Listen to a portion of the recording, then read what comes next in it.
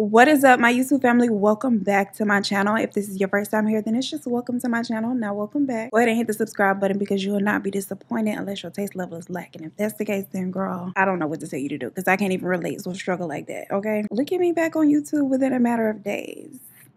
Is she back? Maybe so. I think so. I don't know. Thank you to everybody who on the last video gave me and my baby locks a bunch of love. I love them so much. And I'm happy to be here today with a fresh retwist showing you girls that we see better days, okay, than that. I'm really thoroughly enjoying my lock journey. But the thing is, I see all of these girls that get the faux locks and they get like the butterfly or mermaid boho locks, whatever you call them, that has like the extra pieces of hair doing that in between the locks. Girl, I didn't know that that was a real life, real struggle for the girls. Look at this. I got a retwist last night. Girl, what are you doing out? Why are you like this? Now, if this is your first fact or fiction video over here, it is the same idea of the show Beyond Belief Fact or Fiction from way back in the day, where you would hear multiple stories, some of which are true, some are completely written and made up. You have to guess which ones fall under which category, and at the end of the video, of course, I will tell you, just like in the show, which ones are fact and which ones are fiction. And without further ado, I'm gonna put this hair up in a ponytail, honey, and we're gonna get into story number one. As infants, Megan Smith and her older sister Sharon are both diagnosed as having developmental disabilities, and their parents do their best to care for them. But having limited resources, not that much money, and a tiny apartment, not to mention a total of 14 children, the girls' needs become a bit too much for the parents. So they ultimately make the decision to surrender both girls to Shadowbrook and Asylum at the suggestion of a social worker. The social worker reassures the parents that Shadowbrook has the means to take care of them and that they are staffed with professionals who deal in this sort of thing and are more equipped to handle their children's needs. Now, Shadowbrook was well known as a place where parents that are ill-equipped to care for children suffering from different mental illnesses or physical disabilities could drop off their children to be properly looked after. In reality, most of these parents are either uninterested in or ashamed of the child or children they surrender. And more often than not, the child would actually be mentally sane, at least before they gotten to Shadowbrook. A lot of the children that reach the facility have behavioral issues that their parents are quite simply tired of dealing with, and it is unclear of whether or not these parents are aware of the horrific things that had taken place at Shadowbrook. There were a lot of rumors that were circulating about all of the things that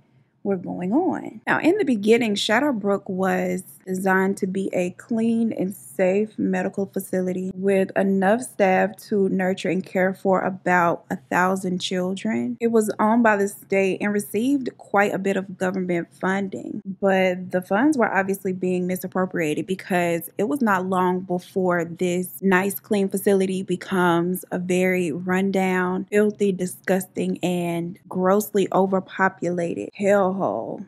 Not suitable for animals, let alone humans. Not long after opening, they had begun accepting patients of all ages and at one point housed nearly 4,000 patients. That is a little over 3 times the amount that they had room for. Patients were sleeping on the floor, multiples in one bed, some underneath beds and beside beds, and even some literally out in the hallway with nursing staff stepping over them and sometimes on them. The staff of doctors and nurses is horrible and very abusive to the patients. The doctors would even oftentimes perform these inhumane experimental procedures on them. Things like merging 2 humans together to essentially create conjoined twins. They would replace patients' organs with animal organs to see if they would work and function the same. All kinds of just horrific experiments. Not a lot of the patients live through these trials, and a lot of the times the doctors don't even care to properly sedate them. So their screams while they're in this agonizing pain would often fill the halls of the asylum, the staff seemingly unfazed by the sounds. Now back to the Smith sisters, the admission forms for each girl was completely out of pocket, okay? Very inappropriate. Under the mental status, the staff had simply checked idiot for each girl. Like, honey, that is not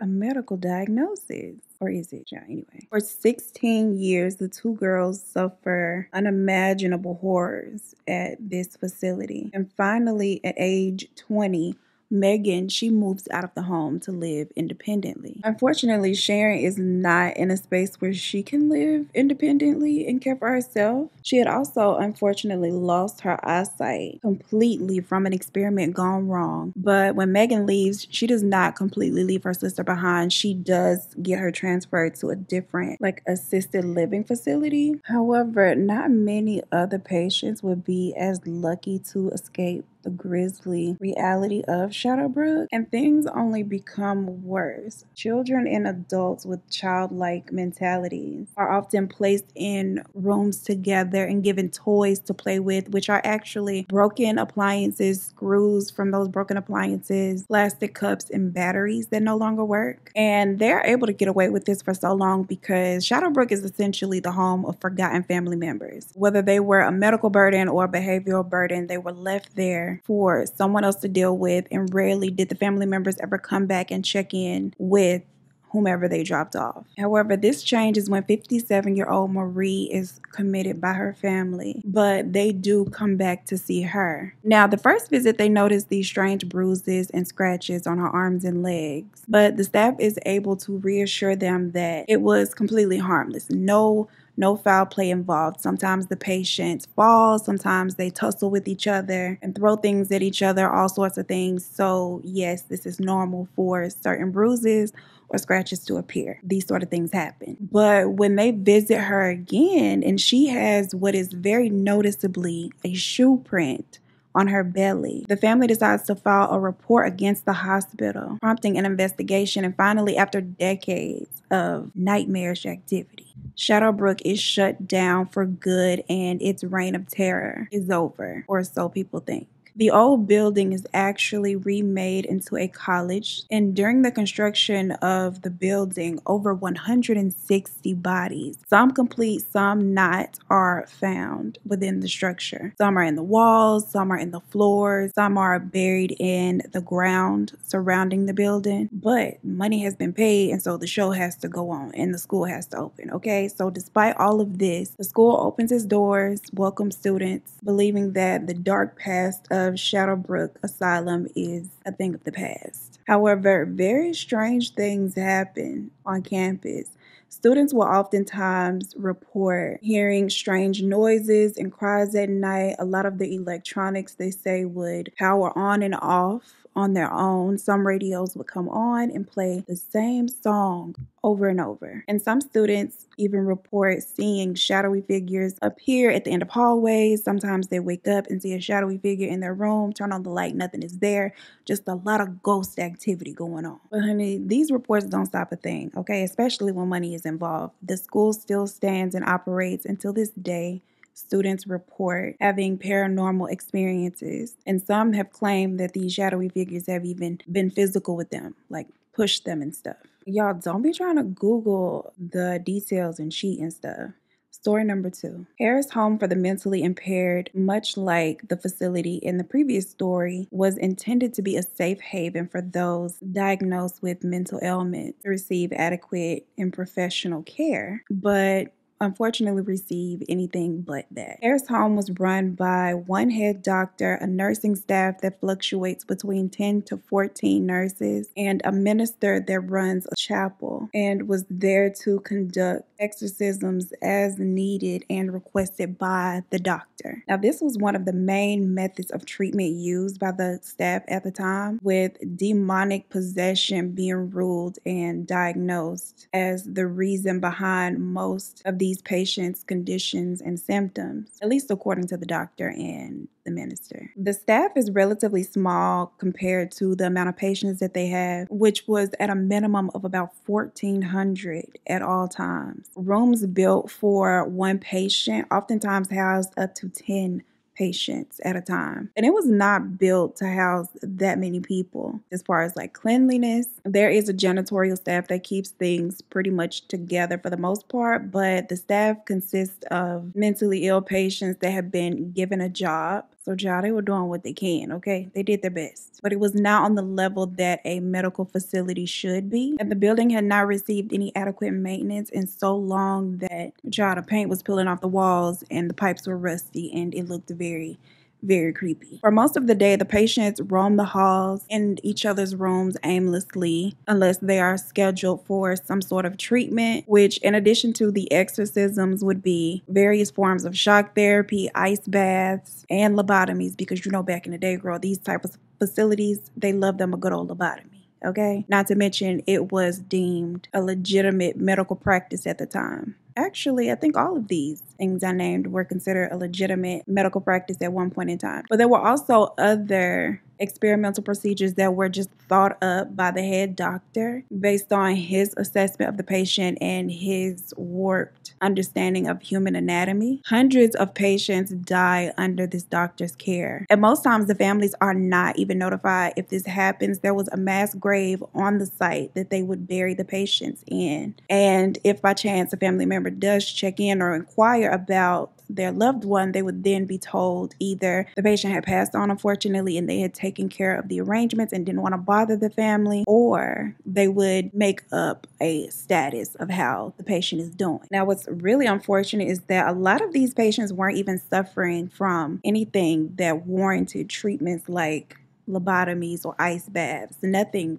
to that extent. They were just suffering from things like depression, panic attacks, some as simple as impaired vision. All they needed was a little piece of glasses, honey, or some contacts, and here they are being shocked and given ice baths. And now, here they are, little after so much of that. In the summer of 1992, a family visits Harris' home for a tour as they are considering the place for an elderly, mentally impaired family member. However, they notice a few things that make them a bit uncomfortable and not only explore other options, but raise these concerns to local authorities. Screams from patients, obviously in agonizing pain, paired with the staff's indifference to them was one thing. But the biggest red flag was the fact that they had researched this facility beforehand, and the Dr. Fulton that they had seen online and researched was quite obviously not the Dr. Fulton that they had met in person on the tour. When authorities finally decided to go in and investigate, they find that not only was the Dr. Fulton that the family had met and was currently running the asylum, as well as his staff, were actually mentally disturbed patients that had at some point taken over the hospital and had obviously been running this asylum for quite some time now. Now, exactly how this happened and what came of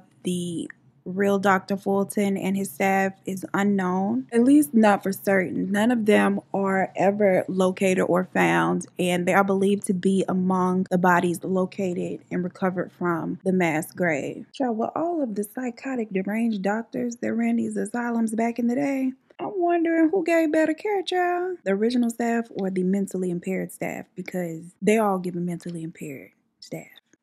Low key, it's no shade. Ain't gonna hold you. If I was a good old patient, I might want to roll my dice with one of my peers being my doctor instead of some of these doctors, child. On to story number 3. Harris Asylum was designated to patients coming out of the Civil War who had suffered from mental disorders as a result of the war, like PTSD, anxiety, panic attacks, epilepsy. They welcomed service members with open arms and promised them care that would be free of charge. But oftentimes the treatments would not be suitable for the diagnosis. Now, this asylum had a garden, farm fields, greenhouses, a carriage shop. It even has an orchard. The facility is extremely understaffed. It is overrun with patients, nearly twice the amount that it has capacity for. And as that number of patients increases, the number of staff members does the exact opposite. In order to save a little bit more money, instead of hiring more staff to tend to things like the gardens and the animals, the cheese and the butter, the dairy and all of that, they decided they will probably be more resourceful to employ some of the patients. And so that is what they do. They also lowered the standards for the medical staff. So the nurses that help run the place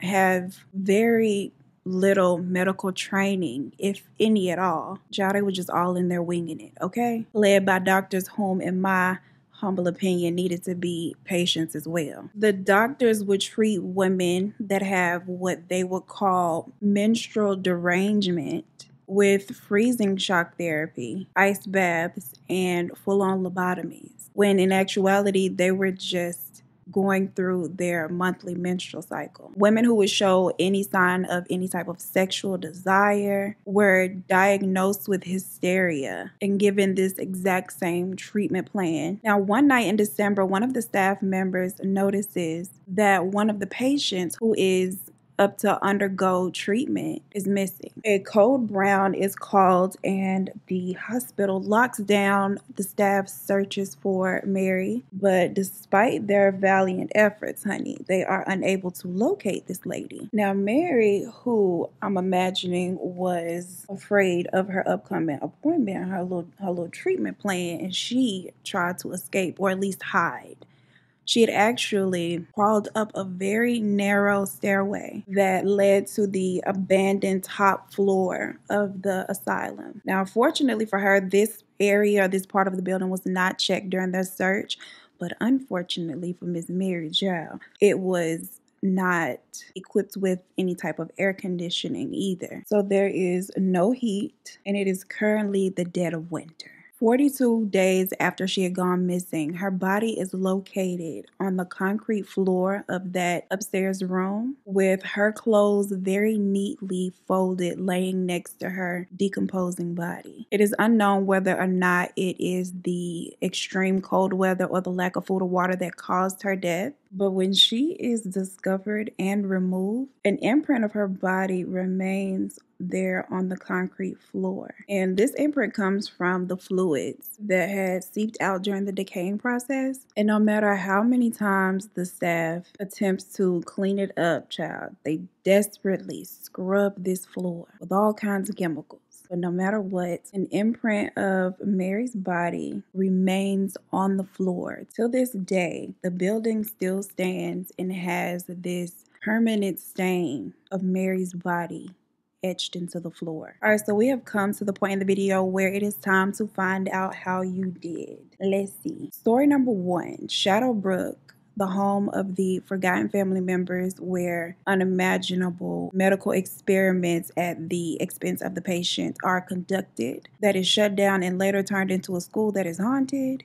If you guessed that this was true, you would actually be correct. The real hospital is called Willowbrook, and it was located in New York. Geraldo Rivera actually exposed horrific practices and conditions on his show. And one of the doctors, Dr. Krugman, I believe is how you say his last name, actually force-fed over 60 children, 60 healthy children, the hepatitis virus in a milkshake. And his reason for this was that the children would likely suffer from hepatitis eventually anyway. Infamous serial killer Andre Rand, aka Cropsey, actually stayed there for a short stint. And if you're unfamiliar with the urban legend of Cropsey, he's a boogeyman type character from Staten Island and an escaped mental patient with a hook for a hand that would kidnap young children and drag them back to this abandoned asylum at night. Now, as for the two sisters that I spoke on, Megan is actually this lady on the left. Her real name is Migdalia, and her sister here is Sandra. Now, once the hospital was shut down, it was actually remade into a school, which is the College of Staten Island. And yes, it is said to be haunted, y'all. I don't know. That's what they say. Now, as for story number 2 of the asylum that had been overthrown at some point by the patients who continued to run the facility. If you guessed that this story actually took place, you'll be wrong. This one was a figment of my imagination. Girl, mother made it up. Yes, she did. Yes, writer. Definitely just a figment of my imagination there. And story number 3, where women were treated for hysteria, for being a little hot and ready, like a Little Caesar's Pizza girl, and given lobotomies and shock therapy for having a menstrual cycle. If you guessed that this story actually took place, then you would be right. This was an actual true event. This was the actual true tale of Athens, Lunatic Asylum in Athens, Ohio. The woman who had escaped and hid out in the top floor, Mary, her real name was Margaret. The actual hospital was shut down in 1993, and after the hospital was shut down in 1993, Ohio State University was actually built in its place. I don't know what is with them and building schools over asylums, girl, but I guess something has to go there. So just as in the first story, students at the Ohio University have made claims of hearing Margaret screaming or just screams in general inside of the school at night. Some have claimed to have seen the ghost of a woman frantically trying to escape the hospital or school building now. And some students, while they have not experienced any like physical paranormal activity, have reported feeling like this heaviness or darkness throughout the school. And that is pretty much it for today's video. Let me know down in the comments your thoughts. Let me know which ones you got right, which ones you got wrong. I really enjoyed doing these despite the fact that y'all have only gotten like 3 in the last year. My bad. Like the video, subscribe if you have not. As always, I appreciate you so much for spending your time with me, and I look forward to seeing you in the next one. Peace. Hey pigs, you want to say hi? You want to say hi? I'm surprised Blue did not make a cameo. But y'all know who was gonna make her presence. Seen, heard, felt, girl. So you get up here and you do too much. You get up here and you do entirely too much, pig. She's so obsessed. Say hi.